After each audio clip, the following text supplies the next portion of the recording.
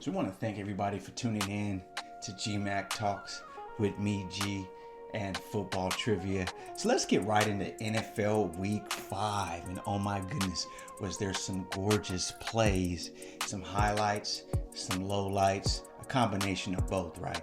So we're just going to start off with the Thursday night game. That was Thursday, October the 3rd. You had the Buccaneers versus the Falcons. The Buccaneers 30, the Falcons 36. You had Kirk, Lovin' Cousins. He was 42 for 58, 509 yards for that man. Oh my goodness. Raheem the Dream is super excited about his acquisition of Kirk Cousins, but will he maintain this prowess? You know, Kirk, it seems like towards the latter part of the seasons in playoff time, he's not as spectacular as he typically is in the beginning of the season. So once again, Kirk Cousins was 42 for 58, 509 yards, and not one, not two, not three, but 4 trips to the promised land for that man. Unbelievable day. And the Falcons win the game in overtime. Yes, they pull out the victory in overtime against a pretty darn good Buccaneers team, you guys. So we're going to clap it up for them. Heck of a win for them. Heck of a win for that team. Let's move right on to the next. Yeah, the Jets versus the Vikings. The Jets 17, the Vikings 23. That makes the Vikings 5-0 this season, you guys. I think only Kansas City and the Vikings are undefeated to this point. We're almost midway through the season.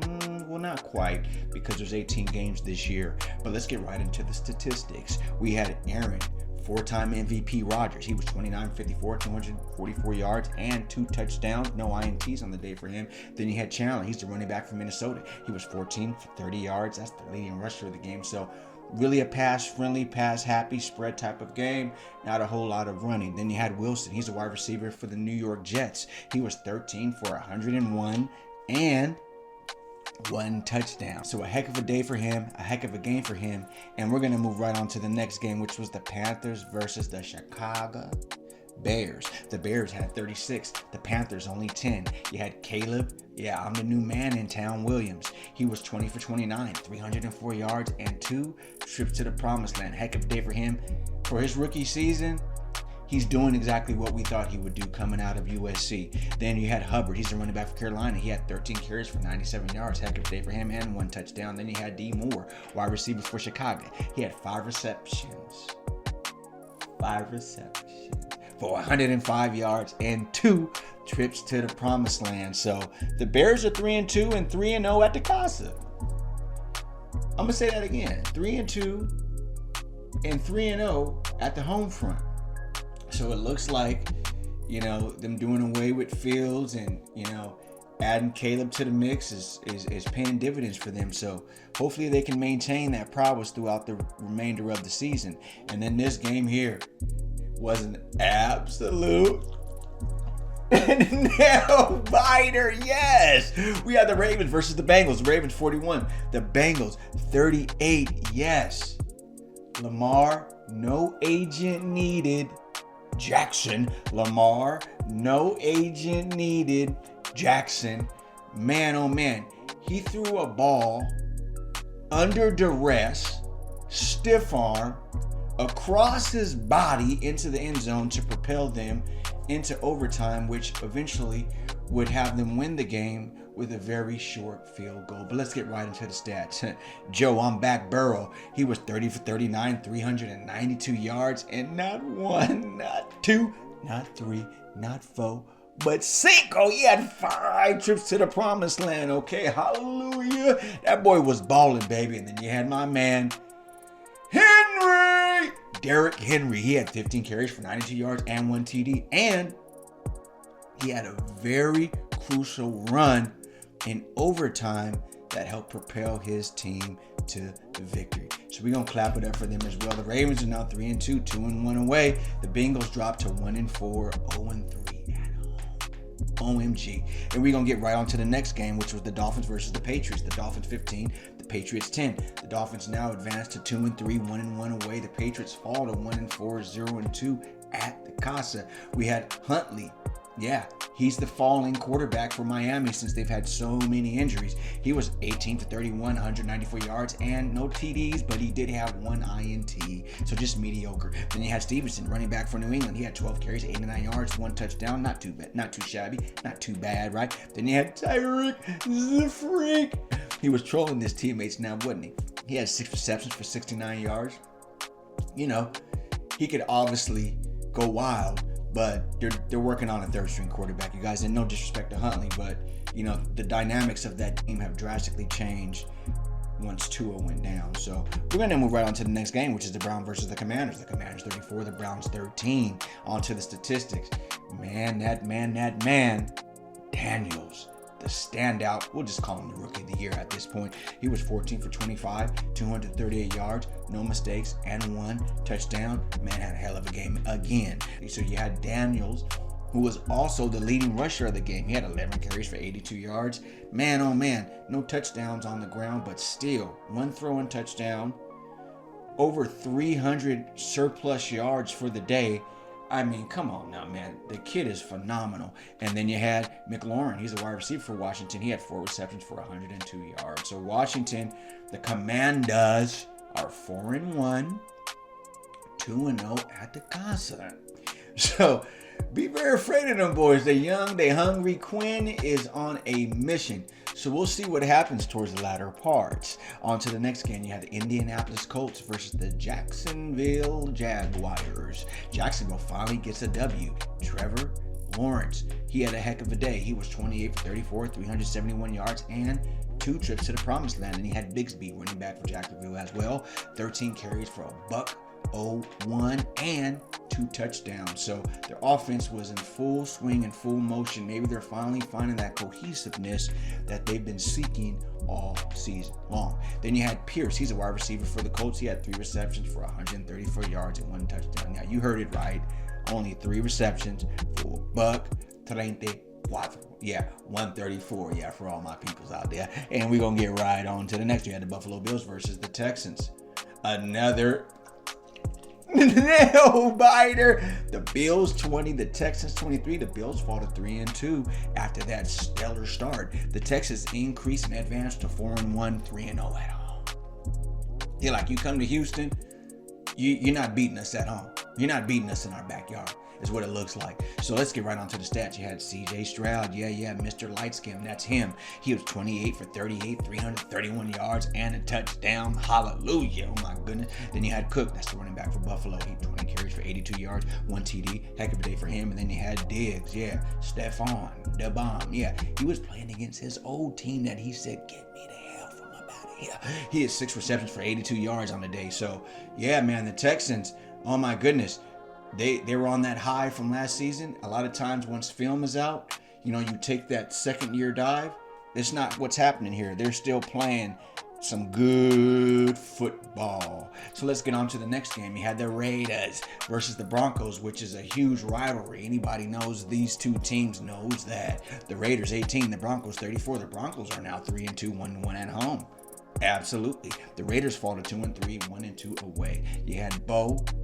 Now you know, Knicks with the fix. Yeah, he was 19 for 27, 206 yards, and 2 trips to the promised land. Heck of a day for him. Then you had Williams. He's a running back for Denver. He was 13 carries for 61 yards. And then Las Vegas Bowers, tight end. You know he's a straight beast. He was 8 for 97 and 1 touchdown, but just not enough to propel them into the victory.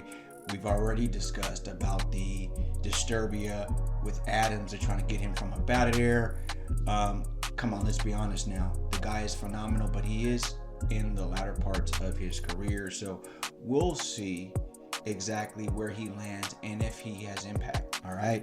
But anyway, let's get to my boys, which because they lost to a division rival, and then we've got Seattle next week, it's not looking good for us, for the 49ers. So this year might be a year where we say, okay, you know, a lot of our studs are a little bit older, so we might be getting into a different phase where maybe we start to bring in some younger guys and rebuild. So we shall see. But anyway, the Cardinals 24, the 49ers, 23. Brock, The Rock, Purdy, he was 19 for 35, 244 yards, 1 touchdown, no INTs on the day. Then you had Mason. Yeah, he's the fall-in for the Madden curse. You already know Christian McCaffrey, who may be back. He's had some tendonitis issues, but me personally knowing about those issues, they nag, and right when you feel like you're good, they might, be inflamed and start causing troubles again. So we'll see when he is actually ready to go. And then you had Ayuk. Yeah. He finally got his contract. He had 8 receptions for 147 yards. So although we lead the stats across the board, still not enough. And in this game, you gotta get the W. So anyway, on to the next. You had the Packers versus the Rams. The Packers 24, the Rams 19. Yeah, Stafford, he had a great day. He was 29 for 45, 260 yards and 1 TD. Then you had Williams, he's the running back for the Rams. And then you had Whittington, he's the wide receiver for the Rams. He was 7 receptions for 89 yards. Heck of a day for him as well, but just not enough for Jordan. And I need me some love. Packers, as since he's been back, they're 2-0 since he has returned. So we're going to get right on to the next game, which was an absolute shocker. Yeah, the New York Giants versus the Seattle Seahawks. The Giants 29, the Seahawks 20. You had Geno, don't count me out yet, Smith. He was 28 for 40, 284 yards and 1 trip to the promised land. Then you had Tracy Jr., running back for the Giants. He's 18 carries for 129 yards. He's the fill-in since they had traded off their stellar running back. So Tracy Jr. is now the replacement now that they let Barkley, Shaquan, go to the Eagles. And you had Slayton. He's the wide receiver for the Giants. He was 8 for 122. That's right, 8 receptions for 123. 2-1 away, not too shabby. And the Seahawks fall at 3-2, 2-1. And as I stated earlier, their next game is against my boys, the San Francisco 49ers. Now, on to the delayed game, which is the Dallas Cowboys versus the Pittsburgh Steelers. The Cowboys 20, the Steelers 17. Dak, yeah, they paid the man. And in this game, he got them over the hump. I got to give it to the young man. He threw a dime when it counted to get them this W. Dak Prescott was 29 for 42, 352 yards and 2 TDs. Now that is what the Cowboy fans have been waiting for. Then you had Dowdle. He's a running back for Dallas. He had 20 carries for 87 yards, so they've got balance there. And we got Tolbert, wide receiver for Dallas. He was 7 for 87 and 1 TD. So Dallas sweeps the board. The Steelers came in hot now, didn't they? But looks like they've simmered off quite a bit. So we'll see how they can do, as we know how they typically do towards the latter parts.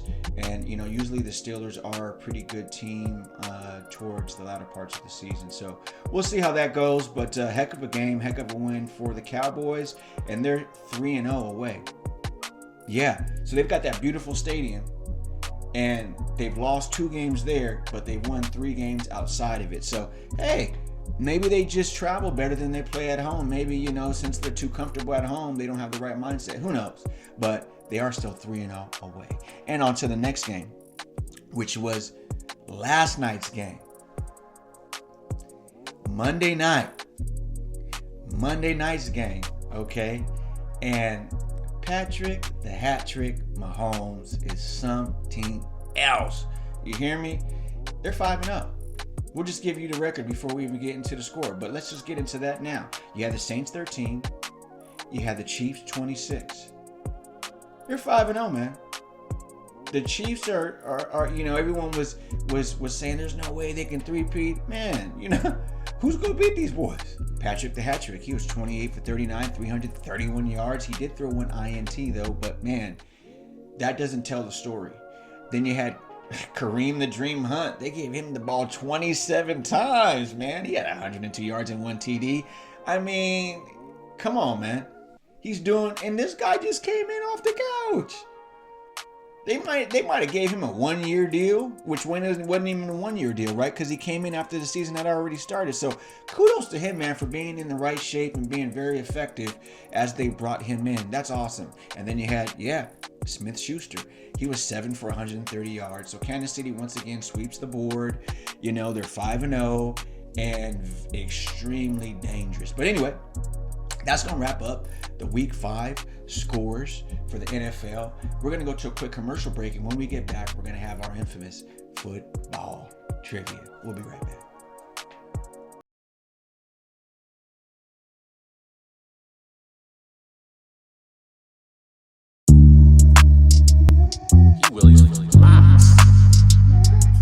Yeah, your greed don't never see. I move like I'm militant. Your ignorance is out of hand, but yet I understand. Never had to work for nothing, don't know how to be a detox. Niggas ain't real no more. We back.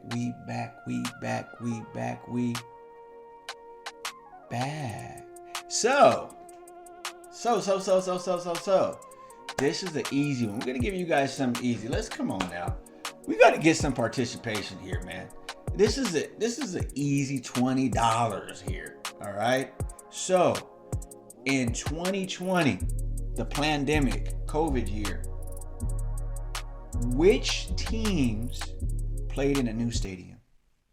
Let me run that back one more time for you guys.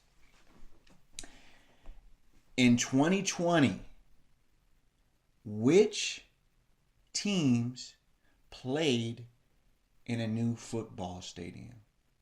Get down in the comments. Don't be looking on Google, Yahoo, any of these search engines. If you know it, you know it. If you don't, you don't. Right? So, offer still stands. If I can get 5 answers, the first winner gets 20, the second winner gets 10, the last 3 get the kudos. You know what I'm saying? Should have responded faster. But anyway, that's going to do it for today. Once again, we want to thank you guys for tuning in to Gmak Talks with me, G. And we out of here. Peace.